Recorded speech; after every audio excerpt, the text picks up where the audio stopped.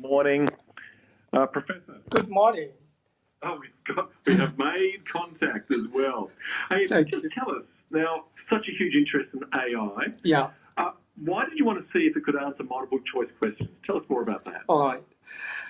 The big debate that's going on in academia is, along with the open AI like ChatGPT, whether students can use that as a human agent. That means they're replacing themselves with open AIs like ChatGPT to answer questions in assessments. So what it leads to is compromising integrity and to some extent plagiarism, copying from text that's been produced by ChatGPT and so forth. So what I did in my study is I used assessment questions in financial accounting, in the accounting syllabus. I use two courses. One is sort of the basic unit called Introduction to Financial Accounting, and the other one is the Advanced Financial Accounting, which is a higher level unit. And so how do you test, how did you actually run AI? How did you actually put ChatGPT to the test in these examinations? Because most of these examinations are now online, and students can access the software on a remote basis, unless they've been physically supervised and or their computers are locked in such a way that they can't access. So once they're given freedom, then they can access ChatGPT or any open AI. But ChatGPT is one of the more popular software that students are inclined to use. So say I was a cheating student and I thought, I'm going to use ChatGPT. I've got these two accounting exams to deal with, these two tests. Right. How did it go? How did ChatGPT go in the test? Okay. So what you can do, what I did to test this is you can enter your question. You just copy and paste the question into ChatGPT. Yeah. And then ask for the answer. ChatGPT doesn't take too long, actually about less than 5 seconds, and churn out the answer and give you the answer that should be produced. And was it right? Oh, well, that's a good question. Now, in my analysis, I used 10 questions in introductory financial accounting.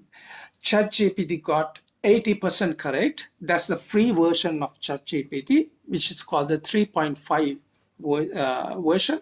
And there's also subscribed version, which is ChatGPT 4.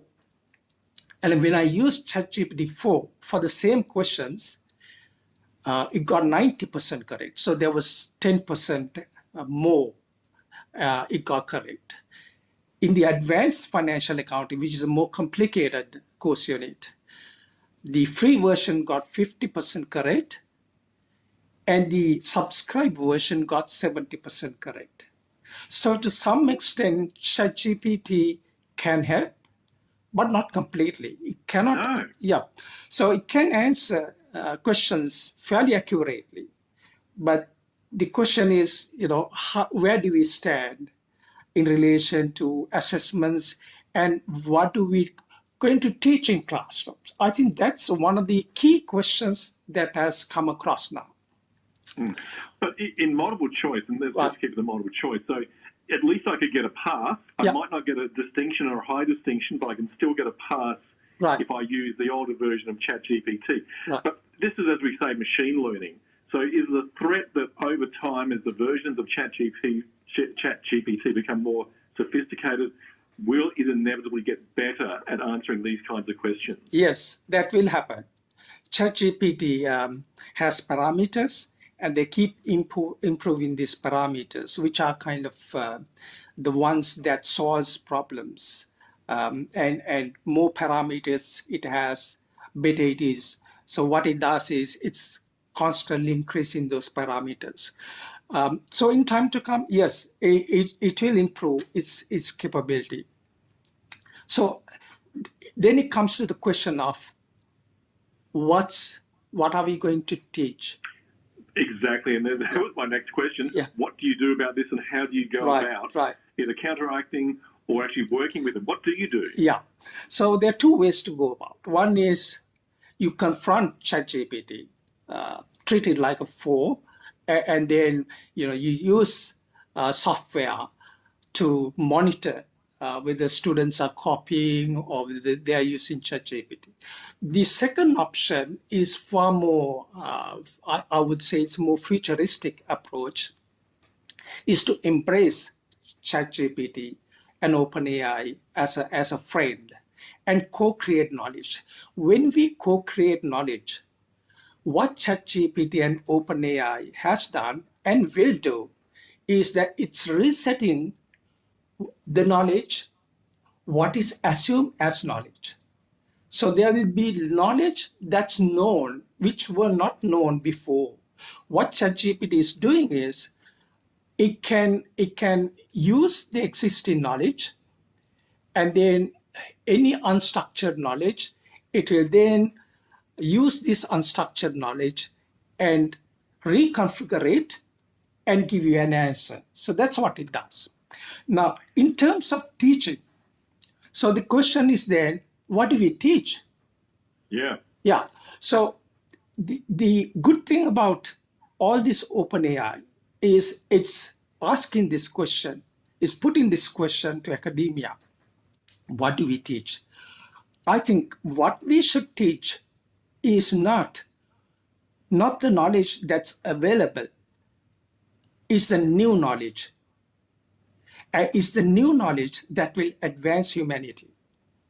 Is the original knowledge that will advance humanity. And that's what we should teach. It's not the knowledge that's available. Because if knowledge is freely available, there's nothing to teach. Yeah.